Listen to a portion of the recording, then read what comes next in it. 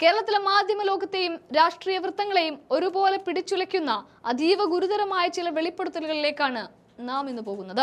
Reporter TV എന്ന ചാനലിനെ ചുറ്റിപ്പറ്റി ഉയർന്ന വിവാദങ്ങൾ കേവലം ഒരു സ്ഥാപനത്തിന്റെ നിലനിൽപ്പിന്റെ പ്രശ്നം മാത്രമല്ല, മറിച്ച് വമ്പൻ തട്ടിപ്പുകളുടെയും രാഷ്ട്രീയ പകപൊക്കലുകളുടെയും ഒരു വലിയ കഥാപരിസരം കൂടിയാണ്.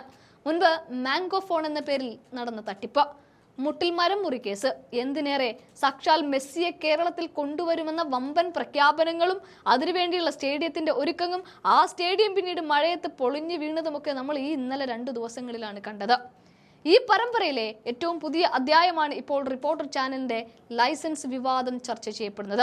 ഇതിനെ വേണമെങ്കിൽ 4ാം തട്ടിപ്പ് എന്ന് വിശേഷിപ്പിക്കുന്നത് എന്തുകൊണ്ടും അനുയോജ്യമായിരിക്കും. കാരണം ജനങ്ങളുടെ കണ്ണിൽ പൊടിയിട്ട് വലിയ വാഗ്ദാനങ്ങൾ നൽകുകയും പിന്നീട് അവയൊക്കെ നിയമത്തിന് മുന്നിൽ തകരുകയും ചെയ്യുന്ന കാഴ്ചയാണ് നാം വീണ്ടും വീണ്ടും കാണുന്നത്.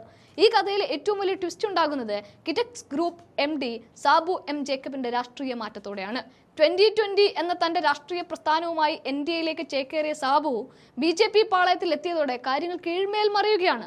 സാധാരണഗതിയിൽ ഒരു രാഷ്ട്രീയ പാർട്ടിയിൽ ചേർന്നാൽ തന്റെ പാർട്ടിയെ വിപുലീകരിക്കാനോ വരാനിരിക്കുന്ന തെരഞ്ഞെടുപ്പുകളെ നേരിടാൻ അണിയറ ഒരുക്കാനോ ആണ് ശ്രമിക്കുക. എന്നാൽ സാബു M ജേക്കബ് ചെയ്തത് ഇതൊന്നുമല്ല. BJPയിൽ ചേർന്നതിന് തൊട്ടു പിന്നാലെ അദ്ദേഹം തന്റെ തോക്കുകൾ മുഴുവൻ തിരിച്ചുവെച്ചത് റിപ്പോർട്ടർ TVക്ക് നേരെയാണ്. തനിക്കെതിരെ ഇല്ലാത്ത വാർത്തകൾ നൽകുന്നു എന്നും ED അന്വേഷണത്തിൽ നിന്നും രക്ഷപ്പെടാനാണ് താൻ ശ്രമിക്കുന്നത്, അതിനാണ് BJPയിൽ ചേർന്നത് എന്നൊക്കെ ചാനൽ നിരന്തരം പ്രചരിപ്പിക്കുന്നു എന്നുമാണ് സാബുവിന്റെ പ്രധാന പരാതി. എന്നാൽ എന്തായാലും BJPയിലേക്ക് പോയതോടെ തന്റെ മേൽ കേന്ദ്ര ഏജൻസികൾ മുറുക്കുന്ന കുരുക്കുകൾ NDA പ്രവേശനത്തോടെ അയഞ്ഞു എന്ന് മനസ്സിലാക്കിയ സാബു ചാനലിന് നിയമപരമായി പൂട്ടിക്കെട്ടാനുള്ള നീക്കങ്ങൾ വളരെ തന്ത്രപരമായിട്ടാണ് നടപ്പിലാക്കിയത്. ഇതിന്റെ ഭാഗമായിട്ടാണ് അദ്ദേഹം നൽകിയ പരാതിയിലാണ് കേരളം ഇതുവരെ കേട്ടിട്ടില്ലാത്ത ഒരു ഞെട്ടിക്കുന്ന വിവരം പുറത്തുവരുന്നത്.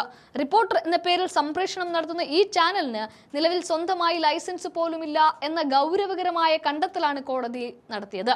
ഇൻഡോ ഏഷ്യൻ ന്യൂസ് ചാനലിന്റെ പേരിലുള്ള ലൈസൻസ് ഉപയോഗിച്ചാണ് ഇവർ പ്രവർത്തിക്കുന്നത് എന്നും അത് നിയമവിരുദ്ധമാണ് എന്നതുമാണ് ആരോപണം. ഇതിൽ കേന്ദ്ര സർക്കാരിന് രേഖകൾ ഹാജരാക്കാൻ കോടതി ആവശ്യപ്പെട്ടതോടെ റിപ്പോർട്ടർ മാനേജ്മെന്റ് ശരിക്കും പെട്ടുപോയിരിക്കുകയാണ്. ഈ ഒരു പ്രതിസന്ധി ഘട്ടത്തിലാണ് ചാനലിന്റെ എഡിറ്റോറിയൽ തലപ്പത്തുള്ള അരുൺ കുമാറിന്റെയും മാനേജ്മെന്റ് തലപ്പത്തുള്ള ആൻഡോ അഗസ്റ്റിന്റെയും അന്തസ് ചോദ്യം ചെയ്യപ്പെടുന്നത്. മാധ്യമധർമ്മത്തെക്കുറിച്ച് വാചാലരാകുന്നവർ ലൈസൻസ് പോലുമില്ലാത്ത ഒരു സ്ഥാപനത്തിലിരുന്ന് മറ്റുള്ളവരെ വിചാരണം ചെയ്യുന്നത് എത്രത്തോളം ശരിയാണ് എന്ന ചോദ്യം സോഷ്യൽ മീഡിയയിലും സജീവമാണ്. ആൻഡോ അഗസ്റ്റിനെ സംബന്ധിച്ചിടത്തോളം പഴയ വിവാദങ്ങൾ വിട്ടുമാറുന്നതിന് മുൻപേ അടുത്ത വലിയ നിയമപ്രശ്നം കൂടി എത്തിയിരിക്കുന്നു. ഇത് ജയിൽവാസത്തിലേക്ക് വരെ വഴിമാറാവുന്ന ഒരു സ്ഥിതി വിശേഷത്തിലേക്കാണ് നീങ്ങുന്നത്. ഇതിനിടയിലാണ് ചാനലിന്റെ മുഖമായിട്ടുള്ള സുജയ പാർവതി ഈ ചാനൽ വിട്ട് ഇറങ്ങിപ്പോയത്. ഇനിയുള്ളത് അരുൺ കുമാറാണ്. കപ്പൽ മുങ്ങുന്നതിന് മുൻപേ രക്ഷപ്പെടാനുള്ള ശ്രമത്തിലാണോ റിപ്പോർട്ടറിലെ അരുൺ എന്ന ചോദ്യവും ഉയരുന്നുണ്ട്.